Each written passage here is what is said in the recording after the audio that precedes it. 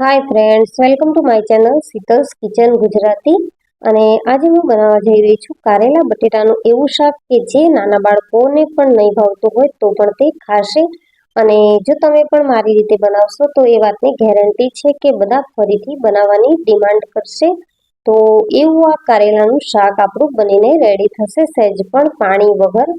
તો મિત્રો, recipe video and સુધી જરૂરથી જોજો.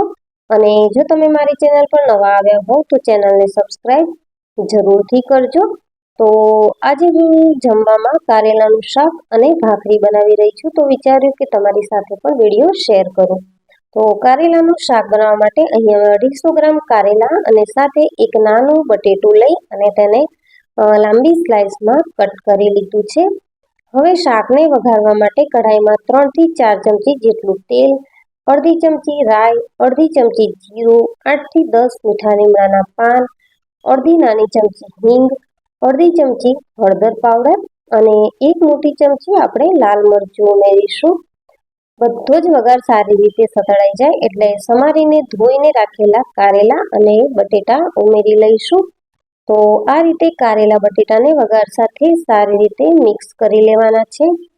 હવે શાકમાં સ્વાદ પ્રમાણે મીઠું ઉમેરીશું.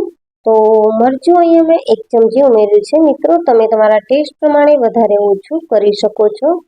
5 મિનિટ જેવું મેં કવર કરી અને રહેવા દીધું હતું શાકને, અને હવે હું ફેરવી રહી છું. તો આપણે જોઈએ કે હજી થોડી કચાશ છે કારેલા અને બટેટાને ચડવામાં.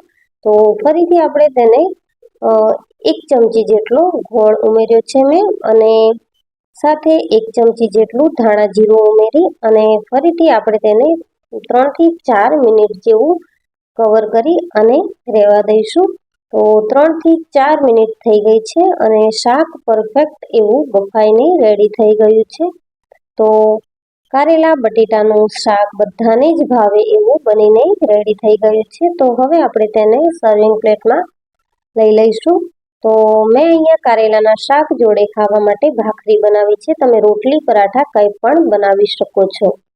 તો મિત્રો, તમને આ રેસીપી કેવી લાગી તે મને કમેન્ટ સેક્શનમાં જરૂરથી જણાવજો. અને જો રેસીપી ગમી હોય તો વિડીયોને લાઈક કરજો, શેર કરજો અને મારા ચેનલને સબસ્ક્રાઇબ જરૂરથી કરજો. અને આ રીતે કારેલાનું શાક તમે પણ ટ્રાય જરૂરથી કરજો. Thank you.